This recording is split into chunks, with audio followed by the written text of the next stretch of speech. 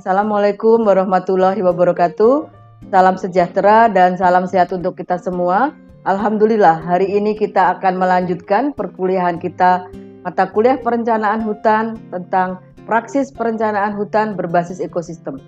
Kalau semula kita hanya membicarakan teori dan berbagai pertimbangan ataupun prinsip-prinsip ataupun variabelnya, sekarang kita akan membicarakan tentang praksis dari perencanaan hutan berbasis ekosistem.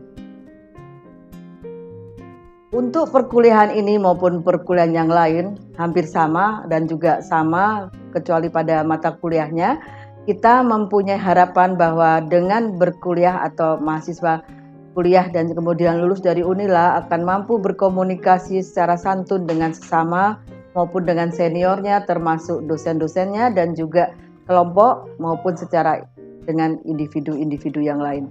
Kemudian kita harapkan mahasiswa akan mampu merancang dan mengimplementasikan program berdasarkan perencanaan hutan secara lestari. Lalu mampu menulis rencana pengembangan suatu perencanaan hutan menuju lestari dan pengembangannya termasuk mengimplementasikannya dengan baik. Lalu kita harapkan juga si mahasiswa akan menguasai teori maupun prinsip perencanaan hutan menuju lestari.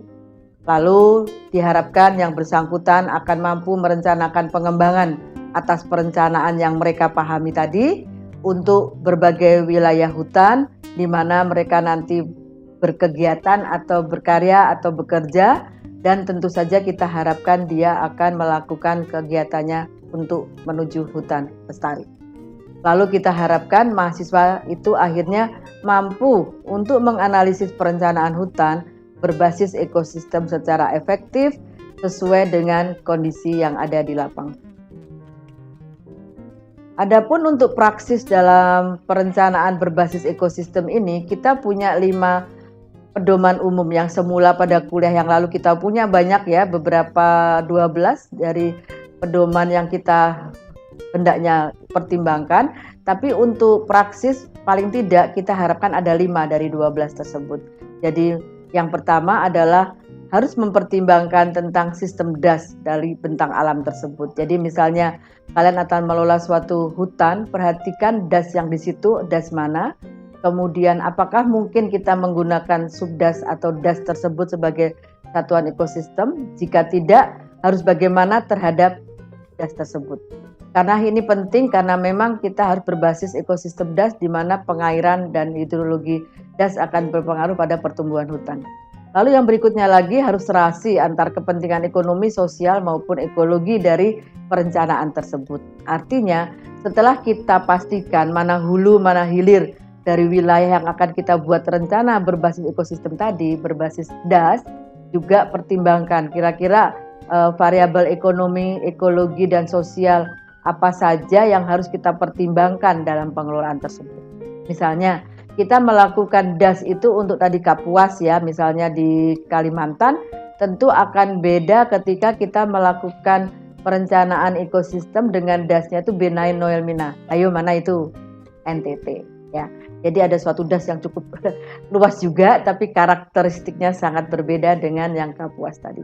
Kemudian juga tentu kita akan berbeda ketika kita melakukan hutan itu terestrial, lalu hutan itu meliputi hutan gambut, berbeda lagi. Lalu juga mangrove akan berbeda lagi seperti itu. Nah, kemudian tentu selain berbeda aspek ekologinya, berbasis ekosistem itu sosialnya pun demikian. Karakteristik masyarakat yang hidup di sekitar ekosistem terestrial mangrove akan berbeda yang antara terestrial dengan gambut akan berbeda. Kemudian juga akan berbeda lagi dengan masyarakat yang tinggal di sekitar Taman Nasional dengan yang tinggal di sekitar Tahura misalnya. Seperti itu. Nah, kemudian yang penting lagi adalah berperspektif jangka panjang. Kita tahu hutan itu tidak bisa dikelola hanya setahun diapakan ya, kayak jualan itu ya, nasi pecel atau urap, karena kita tahu kalau sayuran kan hanya berapa bulan atau berapa hari sudah kita petik. Kalau hutan nggak bisa. Tentu kita misalnya kita akan nanam jati, kita akan nanam tanaman-tanaman kehutanan mahoni Atau kalau untuk Lampung kita tahu bahwa kita punya beberapa tanaman-tanaman juga yang merupakan ciri khas kita. Itu juga harus mempertimbangkan itu karena jangka panjang. Dan kita tahu kalau jangka panjang artinya bukan hanya di pertumbuhan saja, tapi juga aspek ekonomi karena kita tahu pasar itu unpredictable. Pasar itu nilai ketidakpastiannya cukup tinggi. Ya, dengan demikian memang jangka panjang akhirnya dengan nomor 2 harus serasi ekonomi, ekologi, dan sosialnya. Lalu integrasi dengan kearifan lokal. Tadi saya katakan kita ngelola Kapuas Kalimantan, kita ngelola Das Benai Noel Mina NTT. Berbeda sekali karakteristik masyarakat Dayak yang sekitar Kapuas dengan rumah betangnya ya rumah panjang. Kemudian beda lagi dengan masyarakat yang ada di NTT yang sekitar Benain. Jadi Benain itu sungai yang sangat luas, lebar, pasir. Jadi begitu dia musim kering, mobil tuh bisa lewat. Tetapi begitu musim penghujan, nggak ada yang bisa lewat. Jadi kita bisa bayangkan bagaimana karakteristik masyarakat di sebelah sungai itu kan. Ketika musim penghujan, ketika musim kemarau. Kebalikannya di Kapuas, ya. Mereka selalu ada air meskipun kadang sedikit, kadang banyak, tetapi tetap akan berbeda cara mengelola sumber daya itu. Lalu setelah itu utamakan kespesifikan dan kepentingan lokal. Nah, yang Ibu katakan tadi kalau kita ngelola untuk yang ada di Kapuas tentu akan berbeda dengan kita ketika mengelola yang ada di NTT atau di Benai Noel Mina atau Citarum lah ya, misalnya kita tahu di daerah Jawa Barat itu berbeda sekali. Spesifik dari kepentingan lokal. Misalnya tadi untuk Kapuas ya kita tahu bahwa dia banyak sekali peti, kemudian banyak sekali masyarakat yang memang menggantungkan hidup dari sungai tersebut untuk kehidupan sehari-harinya. Beda dengan masyarakat Citarum. Citarum benar-benar dia untuk irigasi. Tentu kepentingan lokal seperti itu dipentingkan ya kan. Untuk apa kita ngelola das itu dengan ekosistem das tersebut misalnya gitu. Berikutnya, kita juga bisa lakukan berbagai kategori dalam rangka pengelolaan berbasis ekosistem. Nah, untuk praksis atau praktek di lapangan itu bisa kita bagi atas ecoregion. Kemudian di ecoregion ini bisa kita wujudkan dia merupakan pulau. Jadi kalau di Indonesia kita tahu kita punya small island ya, pulau-pulau kecil seperti di NTB, kemudian Maluku, dan kalau pulau besar ya Sumatera, Kalimantan, Sulawesi itu pulau-pulau besar. Jadi berbasis ecoregion itu juga bisa kita katakan ekosistem. Jadi ketika sering katakan kan bagaimana ekosistem Sumatera ini satwanya, bagaimana ekosistem Sumatera dengan tumbuh-tumbuhan wildlife-nya, untuk flora faunanya, kondisinya seperti itu ya. Apakah berbeda dengan yang ada di ecoregion di kepulauan? Tentu saja. Apa bedanya? Nah itu. Jadi kita lihat memang saya bahagia punya banyak sahabat yang saat ini tinggal di sana sehingga kami sering ya mengikuti bagaimana kondisi perkembangan dari kepulauan tersebut, baik dari konflik dengan masyarakat tentang sumber daya hutan, baik dalam rangka pengelolaan hutan lestari, baik dalam hal keanekaragaman hayatinya. Mereka juga punya banyak penelitian dan data tentang hal tersebut, juga kita saling tukar menukar antara kepulauan besar dengan kepulauan kecil gitu. Lalu berikutnya tentang das. Tadi sudah banyak kita bahas ya ketika kita tadi das, saya contohkan tadi yang ada di Kapuas, di Jawa Barat, Citarum maupun Benai Noel Mina NTT yang sangat berbeda dengan satunya. Nah, coba kita lihat di ini kolom D. Kolom D itu kaitannya dengan apa? Dengan yang tercantum dalam kebijakan kehutanan atau dalam Undang-Undang 41. Dalam Undang-Undang 41 kita sebutkan keterkaitan ketika kita membahas ekosistem ini. Ketika kita melakukan perencanaan berbasis ekosistem, perhatikan faktor D ketika kita mengacu pada kebijakan, terutama 41. Bagaimana tuh penata gunaannya, pengukuhannya, penetapannya, lalu preskripsi manajemen dari KPH. K ya, konservasi kalau di sini. Jadi memang istilah K dan L ini baru saja kata salah satu sahabat di kementerian di blur ya, dijadikan satu, di mix. Jadi dijadikan satu, tidak ada lagi L maupun K maupun P, tapi KPH saja. Jadi insya Allah akan lebih menguntungkan karena memang kondisi di dalam KPHL itu ada P-nya. Di dalam KPHP ada L-nya. Nah, itu ya supaya memudahkan optimalisasi pengelolaan hutan dengan semua fasilitas negara maupun daerah sehingga tidak dibedakan lagi P, K maupun L. Kemudian DAS tadi sudah, kita bisa yang ketiga, ketika kita melakukan ekosistemnya karena pengembangan industri kehutanan. Nah, ini juga penting karena kita tahu hasil industri kehutanan seperti yang kita pakai sehari-hari, meja, kursi, kemudian almari dan segala macam itu adalah hasil kehutanan. Sekarang juga kita punya biomas, itu pun dari hutan. Biokolar juga dari hutan. Jadi kita tahu bahwa banyak sekali variabel-variabel atau macam dari hasil industri kehutanan, ya, termasuk biofuel juga kita merupakan salah satu aspek dari industri kehutanan. Nah, ini di mana kita bisa lakukan juga kita bisa untuk suplai bahan baku dari industri kehutanan tersebut maupun memenuhi kebutuhan masyarakat sehari-hari. Lalu yang keempat, ketika kita bicara ekosistemnya terkait dengan kesatuan masyarakat adat. Bagaimana ini? Yaitu tentu kita akan lihat bagaimana norma dan adat istiadat yang ada di suatu wilayah. Tapi ingat, itu kita mau bahasnya berdasarkan kebijakan apa tidak, ya kan? Kalau kita di Provinsi Lampung menemukan banyak ada wilayah adat di luar hutan negara, sehingga kami di Lampung sering mengatakan itu adalah hutan marga. Bukan kenapa, kalau kita menggunakan istilah hutan adat akan memperlama dalam rangka nanti mungkin melakukan perencanaan karena harus juga berbasis pada kebijakan-kebijakan yang ada. Kalau kita katakan marga dan dia ada di luar hutan negara, tentu kebijakan yang harus diacu tidak sebanyak ketika itu merupakan hutan adat. Dan juga membuat masyarakat lebih familiar dengan istilah-istilahnya sehingga kita harapkan lebih mempunyai rasa memiliki dalam mengelola hutan adat. Dan juga memang hal ini penting sekali karena kita harus memenuhi kebudayaan yang ada di sana. Kalau kita katakan dia hutan marga atau hutan adat, lalu juga dia menunjang keefektifan dalam manajemen hutan.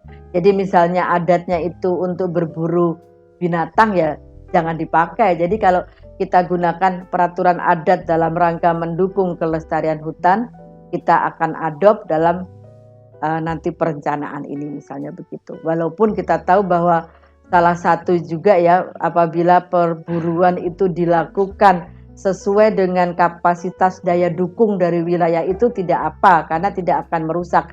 Tetapi ketika perburuan itu dilakukan pada endangered species atau pada binatang-binatang yang terlarang atau situsnya tinggi sehingga tidak boleh, nah itu juga jangan digunakan sebagai landasan ketika kita melakukan perencanaan seperti itu ya. Tapi jika memang dia mendukung bisa kita pakai. Misalnya ketika itu saya pernah ke sekitar hutan adat atau hutan marga di Lampung, saya tanya, mereka mengatakan maaf ya Bu, kami nggak punya loh peraturan tertulis, tapi kami sepakat Bu, misalnya untuk menggunakan kayu di sini ini harus benar-benar kami yang tinggal di sini. Lalu kemudian kami hanya mengizinkan mengambil kayu atau menebang kayu itu untuk membangun kantor balai desa atau untuk membangun rumah mereka. Itu pun dibatasi Bu, hanya 2 kubik maksimal 1 kakak 1 rotasi hidup. Jadi maksud saya sepanjang hidup kakak itu hanya bisa 1 kali mengambil kayu di situ maksimal 2 kubik. Itu ada tetapi tidak tertulis. Nah seperti itu kan itu mendukung kelestarian. Nah bisa kita acu dalam perencanaan ketika kita membuat suatu ekosistem berbasis adat.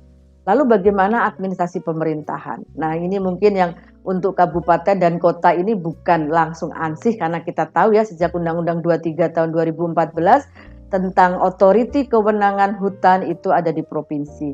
Artinya untuk di tingkat kabupaten kota itu sinergisitas ya antara program di wilayah kabupaten kota dengan provinsi atau dishub yang mempunyai tangan atau kepanjangan tangan, bukan panjang tangan, punya tangan di kabupaten yaitu KPH ya. Jadi seperti itu kita harapkan berbasis KPH pun sudah bisa kita katakan ekosistem KPH. Jadi silahkan kita membuat perencanaan-perencanaan dan kita harapkan merupakan turunan dari RPHJP atau Rencana Pengelolaan Hutan Jangka Panjang dari KPH tersebut.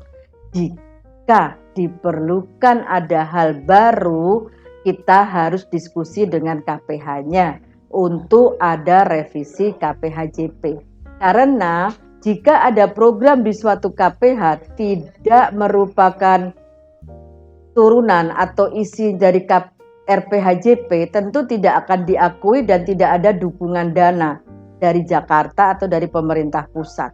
Demikian pula dari pemerintah daerah provinsi, karena tidak ada landasan gitu. Jadi harus ada di dalam RPHJP disebutkan program apa yang akan kita lakukan. Nah, itulah aspek perencanaan berbasis ekosistem memang lebih mengena kan, lebih optimal jika kita berbasis itu. Kita lihat contoh-contohnya. Ini salah satu contoh ketika kita merencanakan kebijakan berbasis ecoregion. Ini salah satunya di Pulau Bintan. Ya, jadi perencanaan ekosistemnya meliputi ecoregion pulau, tadi yang saya katakan bahwa dia di Pulau Bintan, itu ternyata lebih efektif, di lapangan terbukti ya, karena ketika zonasi di sana itu mungkin dalam rangka perencanaan suatu program dia tidak bisa sinergis karena dia pulau kecil, maka ketika diadakan diskusi dengan pengelolanya, bisa segera dilakukan adanya resonasi dan tidak terlalu mahal, tidak terlalu luas sehingga waktu yang diperlukan tidak banyak. Itu keuntungan ekosistem di pulau kecil. Lalu kalau perencanaan DAS pun demikian, sehingga kita terbukti kalau dia DAS mempertimbangkan aspek DAS dengan cakupan luasan tertentu ya, jangan sepanjang DAS, wah mantap.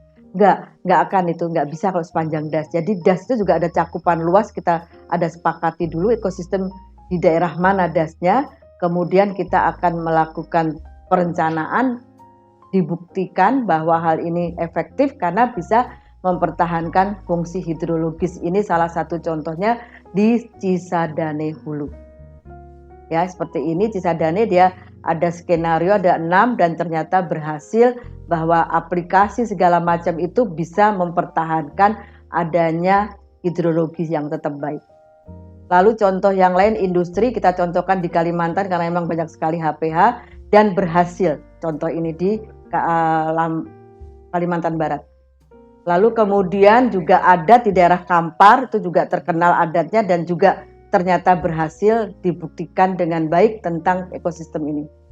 Yang terakhir tentang pemerintahan bisa kita di Kota Bekasi ketika membangun suatu hutan kota juga terbukti berhasil. Nah, berdasarkan itu semua kita tahu keberhasilan berdasarkan ekosistem sudah terbukti. Demikian kuliah kita hari ini. Terima kasih. Wassalamualaikum warahmatullahi wabarakatuh.